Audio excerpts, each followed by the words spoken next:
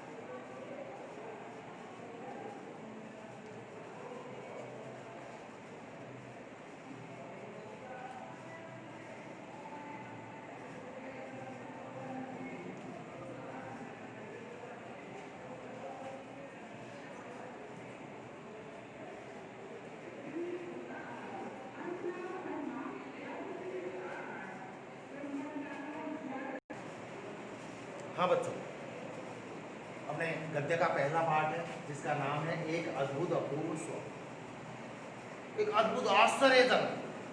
अद्भुत का मतलब पहले समझ लो, बाद में नोट करना। अद्भुत का मतलब आश्चर्यजनक, अपूर्व, जो पूर्व में कभी नहीं हुआ हो।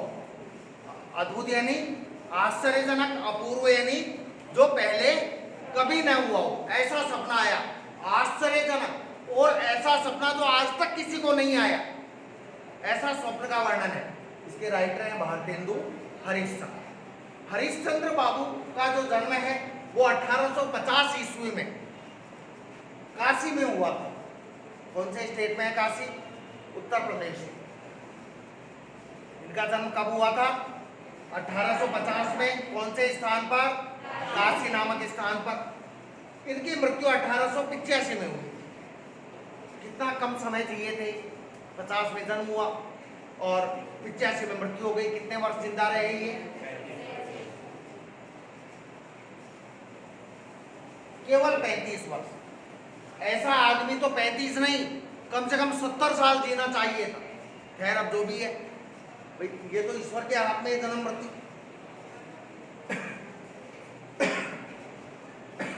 इनके पिता का नाम था गोपाल चंद्र। भारतेंदु हरिश्चंद्र के पिता का नाम क्या था? गोपाल चंद्र। भारतेंदु हरिश्चंद्र बहुत पैसे वाले घर के थे।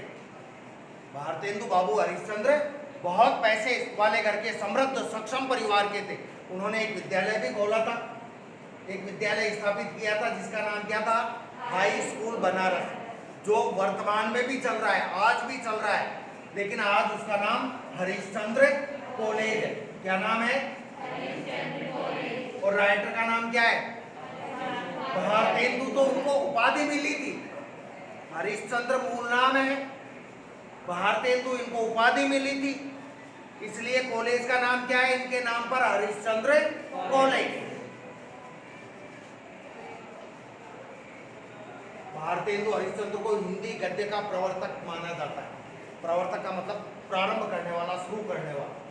भारतेंदु बाबू हरिश्चंद्र को हिंदी गद्य का प्रवर्तक माना जाता है। इनके गद्य की सबसे बड़ी विशेषता, भारतेंदु बाबू हरिश्चंद्र के गद्य की सबसे बड़ी विशेषता क्या रही? प्राचीन और नवीन का सामंजस्य। जो पुरानी बातें थी और जो नई बातें, इन दोनों को मिलाकर एक करना और इनमें सामंजस्य, समानता स्थापित करना। भारतेंदु बाबू हरिश्चंद्र ने संस्कृत के तत्सम शब्दों का प्रयोग किया अपनी रचना में। जो संस्कृत के शब्द होते हैं उनको क्या कहा जाता है? तत्सम। हिंदी के शब्दों को तद्भव, तत्सम शब्दों का प्रयोग किया है। इसके अलावा इन्होंने अपनी रचना में लोकोक्ति और मुहावरों का खूब प्रयोग किया है। भारतेंदु बाबू हरिश्चंद्र ने लगभग 175 रचनाएं लिखी हैं। कितनी रचनाएं हैं इनकी? 175। एक बात बताओ, 20 साल तक, 22 साल तक तो ये पढ़े होंगे। उसके बाद मान लो 22 साल तक पढ़े, 13 साल में 175 रचनाएं लिखना बहुत बड़ी बात है। कोई साधारण काम या छोटा मोटा काम, छोटी मोटी बात नहीं। समझ में आ गया क्या यहाँ तक? मिटा दूं? जल्दी नोट करो। इतनी देर में तो कर लेते, पहले बोल दिया था आपको।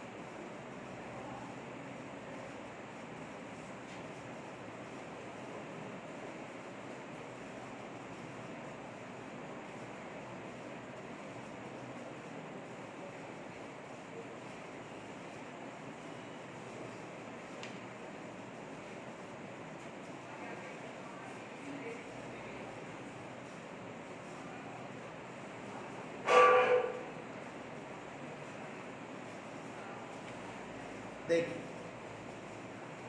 बच्चों, इन्होंने 2 पत्रिकाओं का संपादन किया। कितनी पत्रिकाओं का? 2 पत्रिकाओं का संपादन किया। क्या नाम था उन पत्रिकाओं का? कवि वचन सुधा और हरिश्चंद्र मैगजीन। भारतेंदु बाबू हरिश्चंद्र ने 2 पत्रिकाओं का संपादन किया, जिनमें पहली पत्रिका कवि वचन सुधा और दूसरी पत्रिका हरिश्चंद्र मैगजीन। इसके अलावा इनकी जो प्रमुख रचनाएं हैं उनमें है चंद्रावली। चंद्रावली क्या है? नाटिका है, एक छोटा नाटक है। वैदिकी हिंसा, हिंसा ने भवती, भारत दुर्दशा, कर्पूर मंजरी, सत्य हरिश्चंद्र, अंधेर नगरी, नील देवी और मुद्रा राक्षस, ये इनकी प्रमुख रचनाएं हैं। ध्यान रखना, मुद्रा राक्षस, मुद्रा राक्षस इनकी जो रचना है वो हिंदी में है। एक मुद्रा राक्षस बुक और है, वो संस्कृत में लिखी है, और वो मुद्रा राक्षस किसने लिखी है? कालिदास ने। संस्कृत में पढ़ा होगा, ठीक है। अब इसका आज हम पाठ परिचय पढ़ लेते हैं। अब मेरे हिसाब से कवि परिचय, जीवन परिचय समझाने की आवश्यकता नहीं है, आपको समझा चुका हूँ, बोर्ड पर लिखकर आपको लिखवा कर समझाया जा चुका है। समझ में आ गया होगा, आशा है। पाठ परिचय देखिए।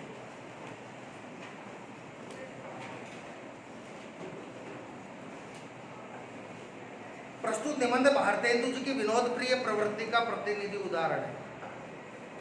ठीक है बच्चों, कल ही आगे पढ़ेंगे। धन्यवाद।